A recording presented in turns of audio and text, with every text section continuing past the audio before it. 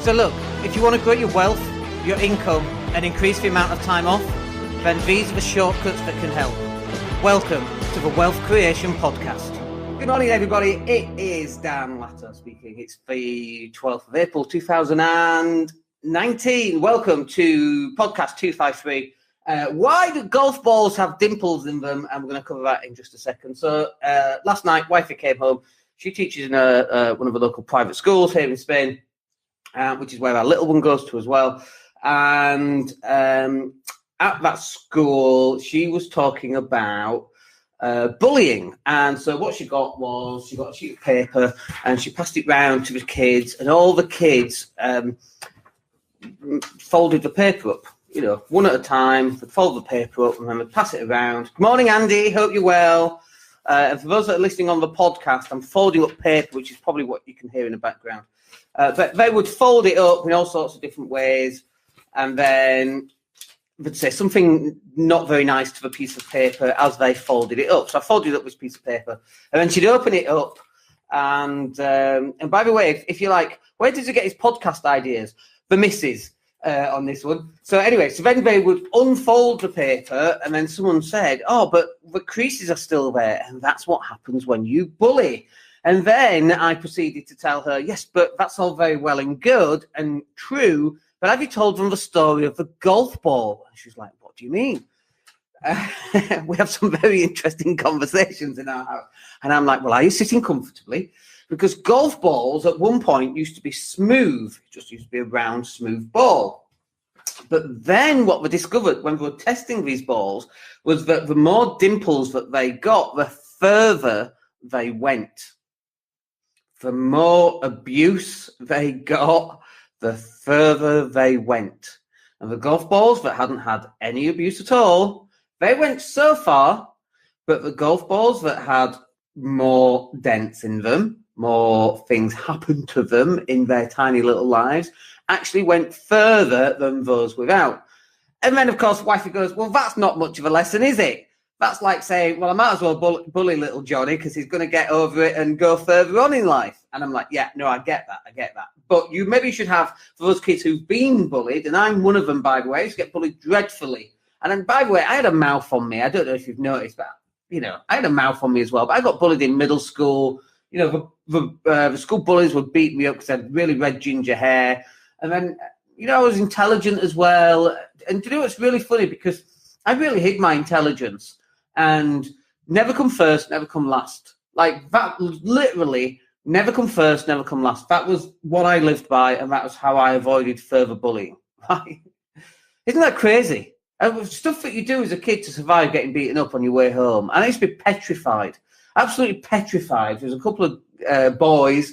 You know, when I look now, it's crazy. And actually, I'll tell you one event that actually happened. I was getting bullied, and then I snapped, and I got the guy in the headlock and banged his head against this wall. I'm like, you will not do it again. And guess what? He never, ever did it again. And when I look back now and look back at then, I should have resorted to giving feedback, shall we say, completely by surprise. Now, don't do this, by the way. But completely by the surprise when they're walking down a corridor not expecting anything, just bang. There you go. You're not going to do it to me again either. And then next time you get beat up, you go do it again, maybe in front of their mates. You know, I don't know why I didn't do that. I was petrified, absolutely petrified. But I was the golf ball that got whacked so many times. And now look how far this golf ball has come. So if you're wondering why golf balls have dimples in them, then that's why. But you see, there's two ways of reacting when a negative thing happens to you. The first way of reacting, and I think this is how most people react, but I don't know, right? There's no scientific data on it. But most of them retract into their shell. That's certainly what I did when I was in middle school. When I got to high school, by the way, I discovered basketball. And basketball taught me an awful lot. We've covered this in the last couple of podcasts. Basketball taught me about, doesn't matter what size or shape you are, you still have value, which I thought was really interesting. You could be the fattest kid. Do you remember in football, the fat kid gets put in goal? Do you remember that? When you're picking sides, and they always get chosen last, and they always get, and by the way, if you're overweight and you can either know what this is like, or if you're offended by the fact I've called someone a fat kid, you just need to get over it. This is real life. This is what happens. But anyway, in football, they'd always get put in goal. Kid didn't want to go in goal. Always get kicked the ball in the face, bright red face on one side. Do you know what I mean? In basketball, a fat kid gets in and he's out rebounding everybody else because he's just moving everybody out of the way to go get the ball. It's like, that's awesome.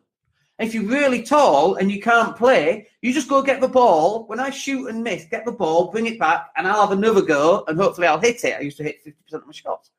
Brilliant. No skill at all, but they've got a use. If you have a short, ginger-haired, mouthy, gobby little thing, brilliant. You're super fast. You can dribble and you can pass and you can get picked. We don't run through legs, by the way. Don't say that. That's just offensive. But we run through people's legs and, because we do that. Actually, I do think Muggsy Bogues actually once did that. Muggsy Bogues is a 5'3" NBA basketball player. He was in the 80s and 90s. And I'm sure he ran through like Manu Ball's legs, who's 7'6". But it just goes to show that it doesn't matter who you are, what you look like, what body size you had, any of that you actually made a difference in a game, which I thought was really interesting. Because we're talking about the game of life right here. And everything's a game, isn't it? We're using the analogy of golf balls having dimples in them because they're being whacked. And they actually had the capacity to go further. That's not to say every golf ball with a dimple could go really far. It was depending who was in control. There's a lot of metaphors, NLP-type metaphors in this podcast today. But that golf ball, depending on who was in control and what their mindset was like, morning, Marcus, and whether that golf ball and the mindset of the person owning that golf ball, whether they practiced enough, maybe we're slicing it into the woods, but if they practiced enough with the right mindset, that golf ball had a much further capacity with the dimples, with the previous abuse, than the golf ball without. So I'm not saying that, life's hard. I am saying life's hard, but I'm not saying that life shouldn't be a straight line where everything is great all the time. Because I tell you, I think if everything was great all the time, nothing would be great all the time.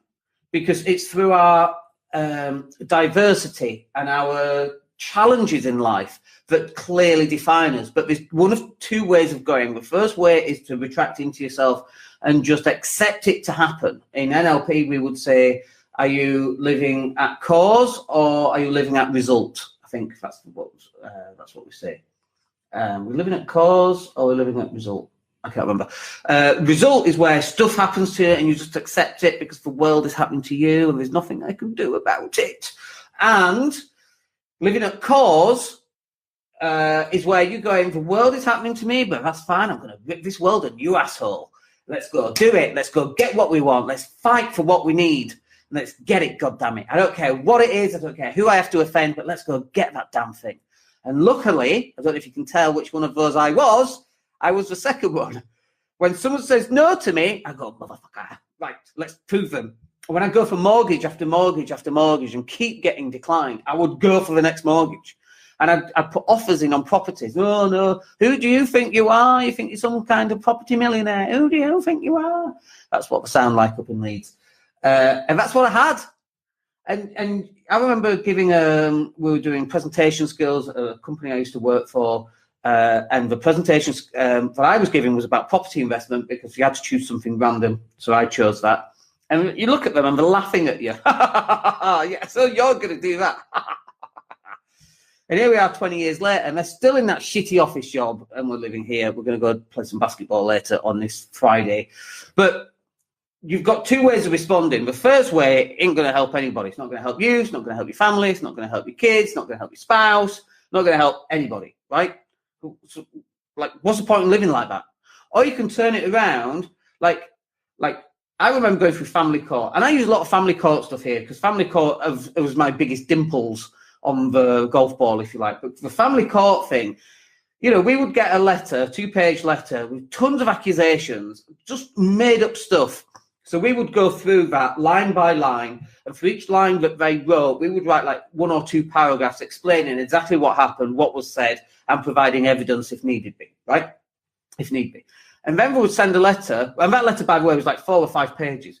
And then we'd send another one saying, please don't respond with such long letters because it takes us so long to read them.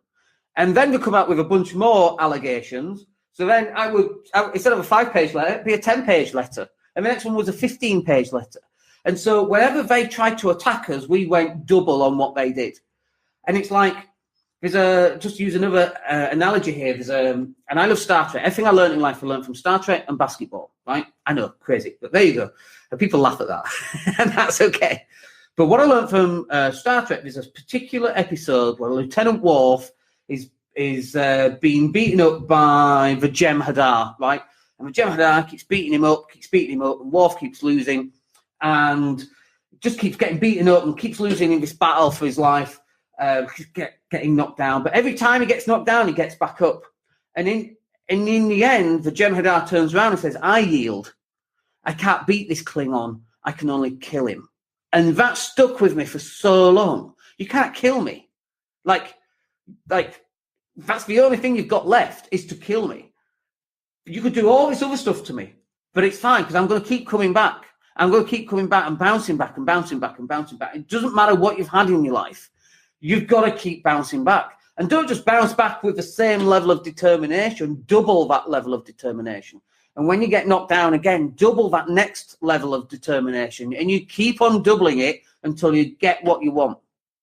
And that is it. Bottom line, you keep on going and you keep on going and you keep on going. So the other person has to yield. I can't beat that person. I can only kill them. God, powerful podcast today. I hope you're watching us on video because there's lots of energy going into it. I've not even had my coffee this morning, so I'm a little bit worried about what might happen later with this level of empowerment. But imagine waking up and feeling this level of empowerment every day. Let me grab some coffee. Oh, we ran out of milk as well. Can you believe that? I'm going to double the determination on getting some milk this morning. We should have got some yesterday and we just completely forgot. And I wasn't very determined yesterday, but today I'm determined. And it's, we're back to rocking. It doesn't matter how many times you get hit and knocked down, how many times you get back up. And this is why golf balls have dimples, because the golf balls that have the most dimples went the furthest. And you are the golf ball, in case you didn't get the analogy. Right, I hope that's useful for you. That will do us for today. It's Friday today, so we will catch up with you on Monday's podcast. In other words, I hope you have a wicked weekend. I don't know what we've got on, actually. Oh, yes, we do. We're going to Valencia for a curry. Oh, yes. And I think we've got birthday parties outside because it's nice and sunny today on Sunday, so that's nice.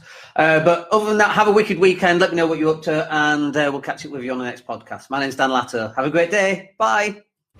Hey, it's Dan here. Thank you for listening. Really appreciate each and every one of you. Please click like or subscribe to the entire podcast.